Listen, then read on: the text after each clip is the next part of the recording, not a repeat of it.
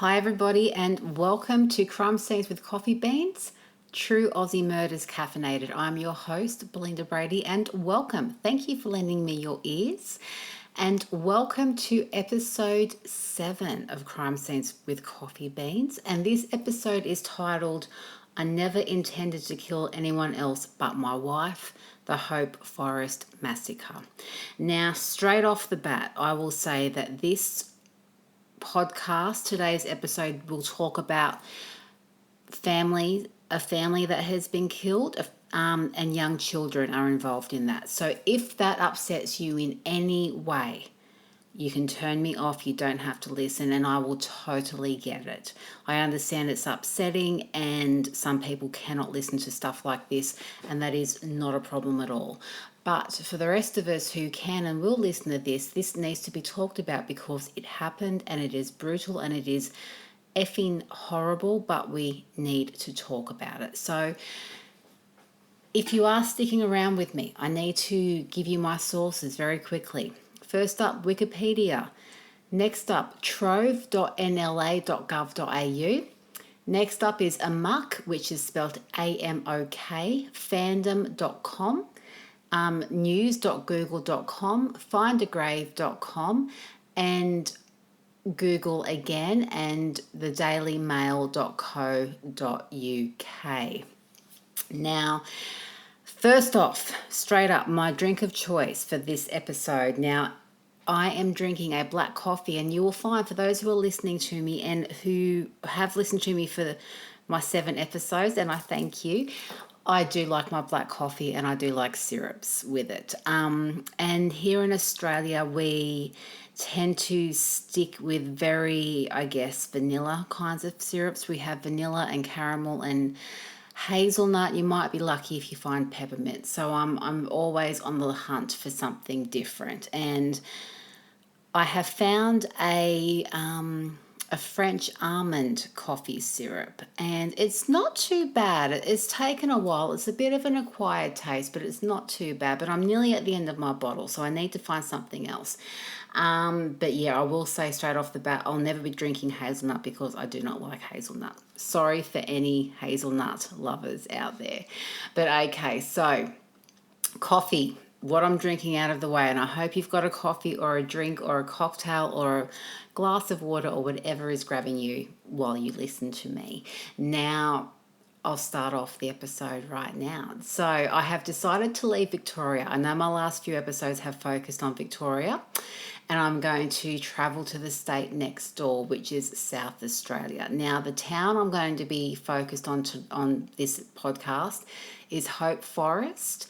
And this murder, this familicide, takes place in 1971. Now, Hope Forrest, South Australia, which is around 35 miles from Adelaide in the capital of South Australia, is your average Australian rural town. It's beautiful. It has nice parks, nice schools, shops and cafes, and beautiful wide open spaces. All you need to set up home for you and your family and live a happy and comfortable lifestyle. Unfortunately, it also holds the record of being home to the deadliest familicide in Australian history. In the early hours of the 6th of September 1971, the day after Father's Day, we need to get to the start of this horrible story. And to do that, we need to get to the beginning. We need to start at the very beginning. Okay, guys, welcome back. So, without further ado, get comfy and let's get straight to the beginning of this tale of how this horrific familicide came to be. Now, Clifford Cecil Bartholomew was born in 1931, and that is really all I could find on him. I couldn't find a birthday, I couldn't find a family history, I couldn't find anything about his parents and his siblings. I really could not find anything. He has been the hardest subject I have tried to research for this podcast, and I don't know if it's because his files are sealed or I don't know. Anything I'm saying here is just an absolute guess. But so normally I'll go back and give you a really detailed history, but for Clifford I can't. I just can't. I could not find anything on him. So Clifford was born in 1931, and let's just assume he had a relatively normal childhood. Now, somewhere along the line, he met and married Heather Keane, who already had one child of her own, and they went on to have, her and Clifford went on to have 7 children of their own. Now, Clifford was a meatworks employee, and the family lived on a farmhouse on the meatworks property in Hope Forrest. And for most part of the marriage, despite a few financial struggles which all couples or families go through, things were good. He was a hard worker and she kept the house and kids in check. Now, it was only after they took in an injured ex-serviceman as a boarder that things changed. Now, whether they took him in for financial reasons, whether he was paying board or they just wanted to do something good, I don't know. Again, I couldn't find any information on this young man, and his name has been withheld from publication and from release as well. So yeah, he was just a black hole. Couldn't find anything, but took him in they did, and that's when the relationship between Clifford and Heather went really bad really quick. Now, Clifford was certain his wife was having an affair with the young soldier that they took in, or at the very least was flirting with him and possibly entertaining the idea of an affair. And when he asked her about it, she would just brush his concerns off. But Clifford noticed Heather was getting cold and distant, and Clifford saw that as a rejection of him as a husband and a father. And to add to Clifford's growing suspicions, other things added to his list of things that were upsetting him, such as Heather would wash the kids' clothes along with those of their young lodger, but she would leave Clifford to look after his own. In Clifford's mind, Heather was ready to end this marriage. She was getting ready to mentally, she had checked out, and she very well might have been. But as things got worse and Clifford began feeling more and more alienated from his kids, and with tension more and more palpable in the family home, on the 25th of August 1971, he moved out of the family home and into his mother's house in an area called the Meadows, which was not too far away from the family farmhouse. On Father's Day, September 5th, 1971, Clifford paid the family a visit on the farm and brought drinks for his wife. And apparently he brought her Bacardi because that was her favourite, and sweets for his kids. Now, Heather was not impressed with Clifford stopping by to see his children and her, and was cold towards him, rejecting his pleas for a reconciliation. And his kids apparently weren't that overly fussed about seeing their dad. Now, according to a newspaper article at the time, Clifford went to the house with 6 bottles of beer on top of the Bacardi and some soft drink. Now, Clifford and his eldest son, Neville, drank 2 bottles of beer and listened to records and watched a little TV together. The other children, it has been said, weren't that bothered by their dad being around and kind of did their own thing. Feeling defeated, feeling rejected, Clifford went back to his mother's house, and after hours of lying in bed awake, stewing on the perceived wrongs his wife had done and how his family had just, how it all had just fallen apart, he hatched a plan that would rock the small town of Hope Forest to its absolute core and wipe out an entire family. Initially, the plan was to kill his estranged wife, Heather. In Clifford's mind, she was an unfit mother. She was a terrible wife, and his kids would be better off without her. His plan was to enter the house, knock her unconscious with a mallet, take her out of the house to the front yard and shoot her. But it ended up being an absolute bloodbath, with Clifford shooting until there was no one left to shoot. At about 12:20 a.m. on Monday, the 6th of September 1971, Clifford put his plan into action. He pulled up to the family home in his Holden station wagon and parked it near the rear gate of the property. He walked to the house with a .22 rifle, a packet of bullets, and a rubber mallet. Clifford entered the house and made his way to the room where his wife Heather was sleeping. Heather was in a double bed with two of her children in the bed with her. Clifford hit Heather over the head with the mallet, waking her up and causing her to cry out to her sister Winnis, who was visiting from Sydney with her young son Daniel, and Daniel was only 18 months old.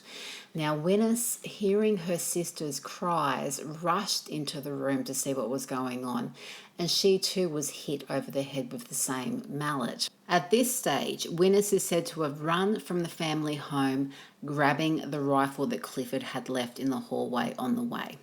Heather ran from the house, but Clifford soon found her hiding in his Holden station wagon that he had parked at the back of the property.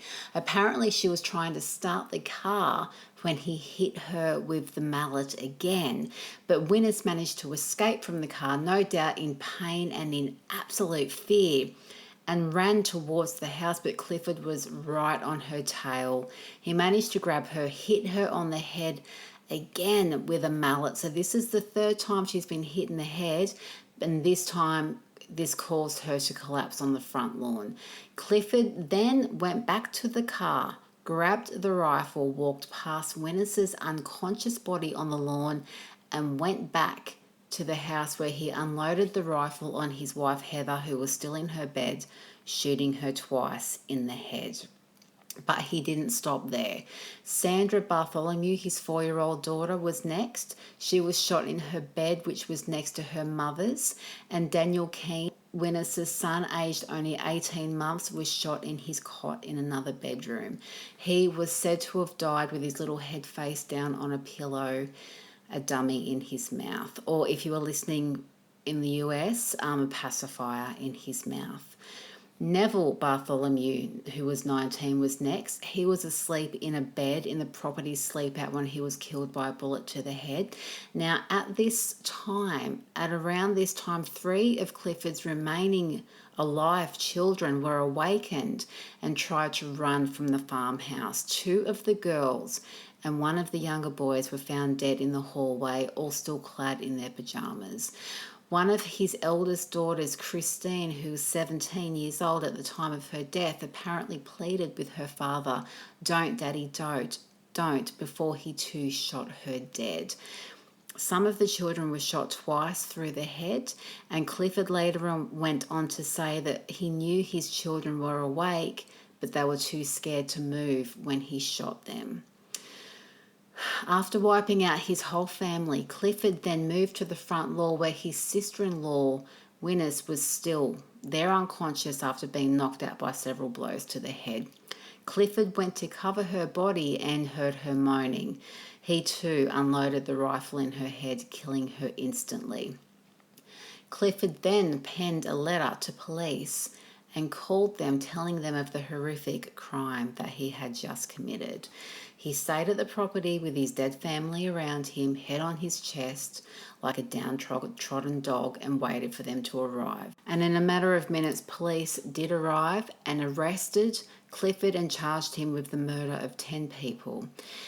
The people Clifford killed in those blood-soaked minutes were Heather Alice Bartholomew, who was 40, his wife; Neville Kenneth Bartholomew, his 19-year-old son; Christine Heather Bartholomew, 17, his daughter; Sharon Ann Bartholomew, his 15-year-old daughter; Helen Joy Bartholomew, his 13-year-old daughter; Gregory Kim Bartholomew, his 10-year-old son; Roger Clifford Bartholomew, 7, his son; Sandra June Bartholomew, 4, his daughter; Winnis Mary Keane, 26; Daniel Brian Sean Keane, 18 months old, his nephew and the son of Winnis Mary Keane, his sister-in-law.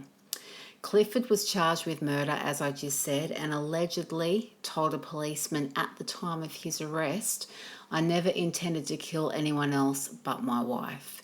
He was remanded in custody and bail denied. When asked if he opposed his charge, he replied, "No, sir," and was led away to await his trial. Clifford appeared at Adelaide Magistrates Court on October 3, 1971 to face his trial for murder, where it was quickly decided that he would be tried in the Supreme Court instead. So, on October 23, 1971, Clifford appeared before the Supreme Court where he pleaded guilty to murder of his wife and family. A female judge by the name of Justice Mitchell oversaw the case. Clifford's defence stated that he and Heather were happily married for 19 years, and most of those 19 years were happy ones. Sure, they had some hard times with the couple having lost a baby mentioned, but they were generally pretty happy. Clifford also took on Heather's son from her first marriage and raised him as his own. Only a few months before the murders, things turned sour, with financial difficulties hitting the family and Heather apparently getting slack at keeping the tidy house. The arrival of the recuperating soldier who they had as a lodger only added fuel to the fire, and Clifford felt rejected, alone, and unwanted. His lawyer argued that his actions were so incredibly opposed to his character that they can only be described as insane, an absolute moment of madness. He can't be held for what he did. He had an absolute brain snap. And to back up these claims, Clifford's very own statements, very own words when he was arrested and questioned about the murders were read out to the court. Now, Clifford himself read in a statement to the court, quote, "When my wife screamed, I lost all control. I just went on and killed until everything was quiet. I had no intentions of hurting anybody else." He also said that due to his perceived rejection as a husband and father, that killing Heather suddenly came into mind. He also went on to say, quote, "It got me that way in the end that it suddenly came in mind to kill her. At least the kiddies would be better off even in a home or living with somebody else who would take care of them, even if I couldn't."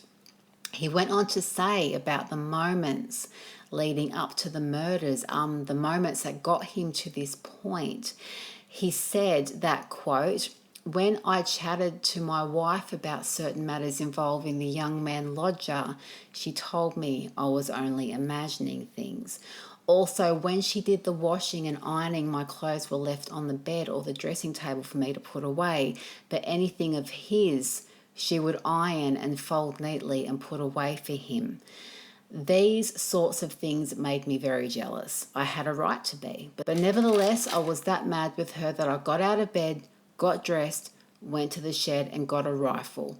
My mind was in a state of madness, and it seemed as though I couldn't stop myself from doing what I intended to do." Of the murders, he went on to say that he had intended to knock his wife unconscious and carry her to the shed and shoot her there. But when he hit her over the head with the mallet, she began screaming and things just went crazy, didn't go according to his plan. He said, quote, "But somehow with all the screaming noises that was splitting my head open and that horrible hatred look on my wife's face, I couldn't control my action. All of a sudden, things have seemed to be dead quiet. By this time, I was in the kitchen with a rifle in my hand and I wondered what I was doing there with it. I started to tremble all over." When asked why did he kill his children, he allegedly replied that once he had shot Christine, his daughter, who had appeared near her mother's bedroom door and had pleaded, "Don't, Daddy, don't," he had to kill them all. He couldn't leave any of them behind. He loved them that much. He couldn't leave any of them behind. Unfortunately, his sister-in-law and baby nephew, her baby son, were just collateral damage. He also said to the court, quote, "When my wife screamed, I lost all control. I just went on and killed until everything was quiet. I had no intentions of hurting anybody else." The case against him was concrete, and any pleas of insanity were quickly dismissed, and he was found guilty. Justice Mitchell said there was only one sentence appropriate for Clifford's crime, and that was the death sentence, and that's what he got. The death sentence with the form of execution to be done by hanging. But Australia's law was changing in the 70s and had actually laid ground for it to start changing in the late 60s. Because in 1967, that was when Australia had its last execution, and the law was fast moving towards the practice being outlawed, which it was eventually in 1973. And because of this, Clifford had avoided the hangman's noose. Now, aware of these impending changes, the judge changed Clifford's sentence from death to life behind bars. But shockingly, after serving just 7.5 years of this supposed life sentence, he was released on parole. Now, apparently, the prison officers had been opposed to his release, and the General Secretary of the Australian Government Workers Association said the release was reprehensible. Now, I couldn't find a reason for his release. I could not find anything on why he was released, but I do know that when he was released, he changed his name to Clifford Palmer, remarried a woman named Merle, and helped raise her 7 children. He was, by all accounts, the perfect gentleman who never raised his voice to his second wife, let alone give a hint of his violent past. His stepson said the family knew he had been married before, but the only details they knew was that his first wife was apparently caught cheating. Clifford's stepchildren never felt unsafe around him. They never felt unsafe. They loved him, and they even left their kids in his care. Clifford eventually passed away in 2002 at the ripe old age of 72, and his second wife, Merle, passed away 10 years later in 2012 at age 83. His stepchildren didn't find out the truth about their beloved stepdad until they cleaned out the family home after their mother had passed away. There, tucked away in all the papers and the shoe boxes and all the stuff that we keep over the years, they found Clifford's prison papers and learned the awful truth about the man they called Poppy Cliff. One of his stepchildren, Ralph Gray, is on record as saying, quote, "I couldn't believe it. None of us can. To know the full story is horrendous. He just isn't the man we thought we knew. He never disrespected our mother, and they hardly had a raised voice in more than 20 years together. He was a gentleman. He loved us, and we all loved him." His son-in-law, Roy, said that they knew there was something or another about Clifford. There was something not quite right. But to see his discharge papers, to see the horrific crime that he committed, made it all the more evident. He is also quoted as saying, quote, "He served his time and you have to forgive, but with what we've read now, if you knew the guy that we knew, you'd never think for one moment that he actually did it." Now, whether his second wife Merle was aware of his crime and was able to forgive and forget, and from all reports she was a devout Christian who possibly thought she could help change or help him, is unknown. The grim secret that Clifford had hidden so well that somehow didn't follow him was exposed from beyond the grave and left those who loved him, who after he had committed this horrendous crime, absolutely devastated, as it would. So there we have it, listeners. A really, really sad tale of a familicide, horrific murders that didn't need to happen, and a perpetrator who got a second chance at life. He served 7.5 years and got out, changed his name, and had a new family, got a chance to start again. You know, an opportunity that his first wife and his children and his sister-in-law and his baby nephew never got to enjoy for themselves. This still is Australia's worst familicide to date. committed by a man so terrified of losing his family, he decided to kill them all. And sadly, this theme is not too uncommon, and one that is repeated ad nauseum, not just in Australia but around the world. It's a common occurrence, and it's a horrific occurrence. I can only say I hope that Heather and Winnis's remaining family were able to rebuild and carry on as best they could and somehow enjoy their lives and live their lives to the full. But I'm unsure how that's even possible when all those they cared about were wiped out in one horrific act of madness, or revenge, I guess. I don't know what you would call it. But I really do hope they were able to find some peace and happiness in their lives. And there you have it, guys. That is the story of the Hope Forrest Massacre. Episode 7, Crime Scenes with Coffee Beans. Thank you for lending me your ears. I really appreciate it. And if you are enjoying my podcast, please spread the word. Get me out there, guys. Tell your friends, tell your neighbours, tell your garbage man, tell everyone. I'd love to have some word of mouth happening. So if you feel so inclined, thank you. And until next time, guys, as always, thank you for lending me your ears. Stay safe, stay cool, and stay caffeinated. And I will catch you all later.